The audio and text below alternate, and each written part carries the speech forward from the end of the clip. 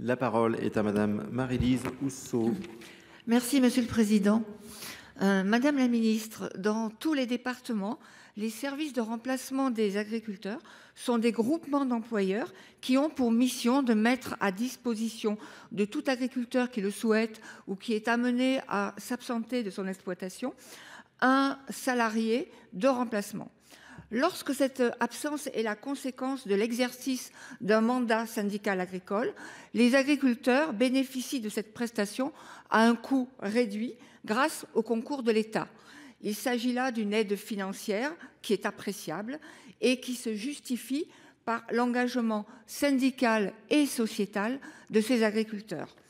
En revanche, les nombreux agriculteurs qui s'investissent comme élus locaux et en particulier comme maires pour faire vivre la démocratie ne peuvent prétendre à aucune aide financière lorsque l'exercice de leur mandat les contraint pourtant à se faire remplacer sur leur exploitation. L'engagement des élus locaux, notamment dans les territoires ruraux et surtout les plus petites communes, est plus que jamais indispensable à notre société. Les difficultés auxquelles ils sont confrontés n'ont jamais été aussi grandes et la crise des vocations est hélas bien réelle. Ne pensez-vous pas, Madame la Ministre, que le concours financier de l'État prévu pour les remplacements dans le cadre de l'exercice d'un mandat syndical pourrait aujourd'hui être dupliqué ou étendu aux remplacements nécessaires à l'exercice d'un mandat de maire ou d'élu local? Je vous remercie. Merci Madame la Ministre. Pour vous répondre, donc Annie Genevard, ministre de l'Agriculture et de la Souveraineté alimentaire. Merci Monsieur le Président, Mesdames et Messieurs les sénateurs, Madame la sénatrice Housseau. Je vous remercie pour votre question qui soulève en effet un point important concernant le soutien aux agriculteurs engagés dans la vie locale.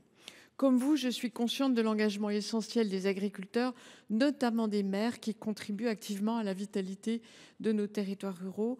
D'ailleurs, je vais vous le dire, mon suppléant à l'Assemblée nationale est maire et un agriculteur. Il me suit depuis 2012.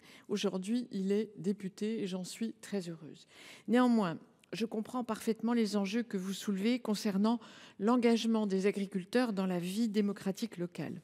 Comme vous l'avez bien noté, puisque vous souhaitez étendre ce dispositif aux agriculteurs élus locaux, pour l'exercice d'un mandat syndical agricole, mon ministère gère un soutien financier au remplacement des agriculteurs engagés dans des mandats syndicaux. Par ailleurs, pour les exploitations où la présence sur l'exploitation agricole est requise de façon plus continue, comme c'est le cas dans l'élevage laitier, vous savez que je soutiens depuis longtemps les formes d'organisation collective comme les GAEC qui permettent justement de libérer du temps pour d'autres activités. Pour revenir aux mandats municipaux qui font l'objet de votre question, les indemnités relatives à l'exercice d'un mandat local, même si je sais que leur niveau est très hétérogène et souvent trop faible, il faut le dire, doivent permettre de compenser en partie les coûts induits par le recours à un service de remplacement quand aucune solution n'est trouvée. Au demeurant, les questions relatives aux mandats d'élus locaux, vous le savez, ne relèvent pas uniquement de mon champ de compétences, mais je note votre proposition avec attention, tant je souhaite évidemment valoriser le rôle des agriculteurs dans la vie démocratique locale. Il faudrait à tout le moins en étudier la faisabilité budgétaire et évaluer une petite étude d'impact en quelque sorte. Je voudrais vous dire aussi que j'étais dans un lycée jeudi dernier de la Loire, un lycée agricole, où j'ai encouragé les jeunes à s'engager dans les prochaines élections municipales pour faire entendre leur voix, celle de l'agriculture de demain. Je vous remercie.